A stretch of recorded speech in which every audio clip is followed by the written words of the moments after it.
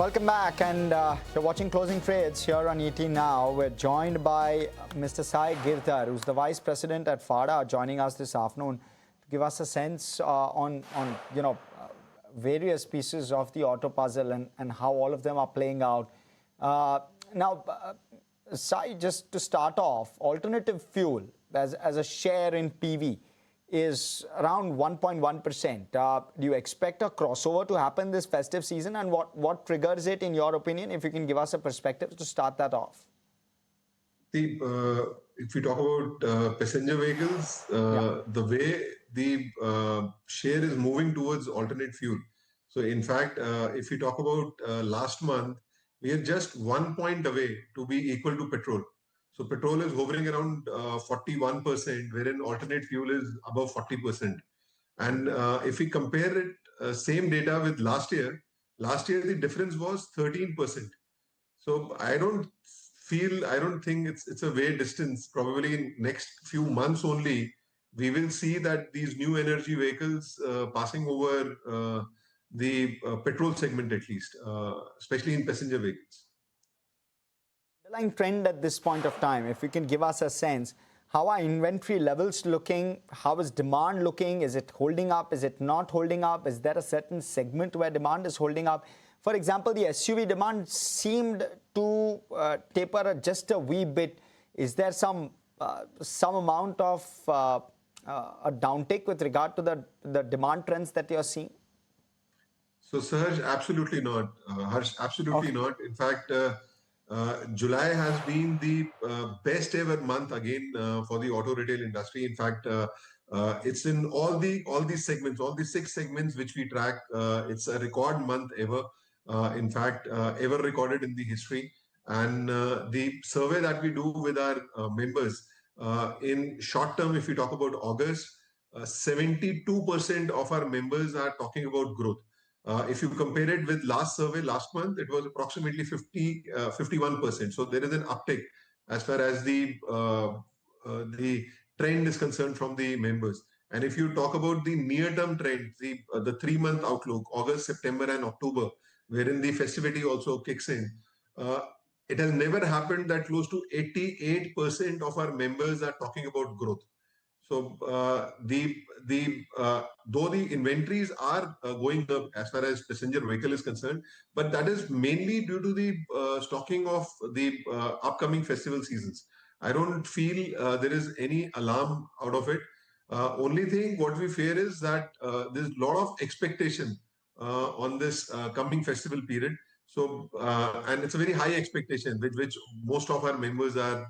So it should not be a dull kind of a thing for them. And secondly, it's monsoon. We expect that probably this month we should catch up. It should be a kind of a normal monsoon all across India, because month on month, if we see, there is a kind of a dip as far as rural demand is concerned. Otherwise, nothing to worry about. If you talk about year on year, rural is going stronger and stronger, especially in passenger vehicle market, wherein the rural growth is outpacing the urban growth. Okay, so rural demand actually coming back. Can it sustain? Sai, what's the opinion? So we feel that with the sowing season now in full phase, and we're getting predictions that we'll be having a kind of a normal monsoon this year also.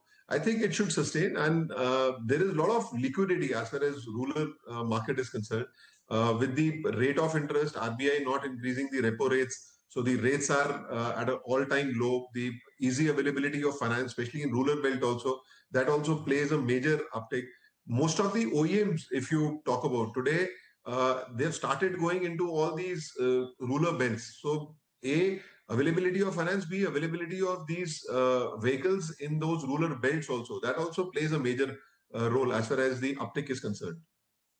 You know, Sai, there's obviously been tailwind because of GST, right? And you're seeing that very evidently in the numbers, and they're holding up is what you say. But the one possible dampener is commodity costs, and those OEMs or the manufacturers are pushing those on to the consumer slowly and gradually. How are they being accepted? Give us a sense of that. So, see, as of day, I think the kind of depth which the demand has, as of day, it is absorbed, I should say. But if there is any more further escalation, especially with the crisis still going on in the West Asia crisis, if there are any uptakes on the fuel per se, then probably it might be a dampener. Second, what I like to highlight over here is even the E20 fiasco.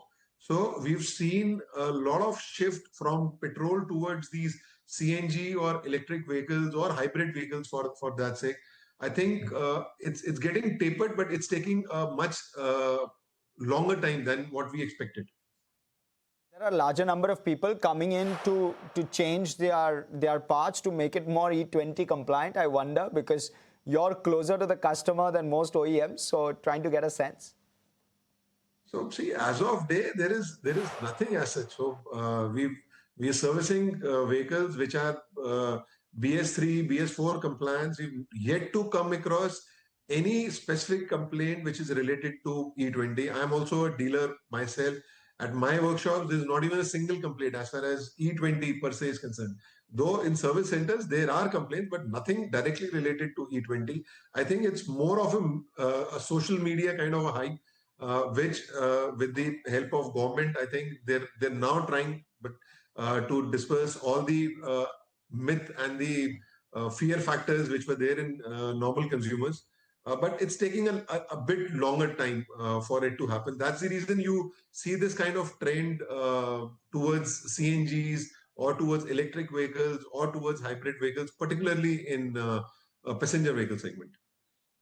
Last off, Sai, keen to know, you know, how's the trend with regard to discounts, and is discounting still taking place to ensure the kind of demand that you're seeing on ground, or is it full price which you're currently seeing in the showrooms? Also, secondly, I'm trying to therefore understand that if more price hikes are undertaken, is there enough appetite for customers to continue to buy? See, last month in particular, if I talk about, there was support from OEMs as far as schemes are concerned for consumers, and it was a broad-based schemes which were available on entry segment level cars, on SUVs. So those schemes, that support really helped our dealers. We see a lot of orders getting piled up for the upcoming festival period. Uh, Price is definitely a kind of a, you can say, a barrier, because the kind of price increase which we have seen recently, if this trend continues, somewhere down the line we will see a negative impact as far as our sales are concerned. But what I feel is that since last year August, if you remember, the government had declared the GST 2.0 was supposed to kick in from September. So as such, the base for last year August is already very low. I think the major challenge would be from October onwards, when the GST reforms kicked in. We had a kind of a very healthy, very high October month as far as passenger vehicle is concerned. Probably October would be the first month wherein we could judge or we could gauge that how the demand takes place. Okay. Sai, thank you so much. Very good having you. Great clarity on what we're seeing in terms of demand trends. Yeah, thank you. Thank you. All right.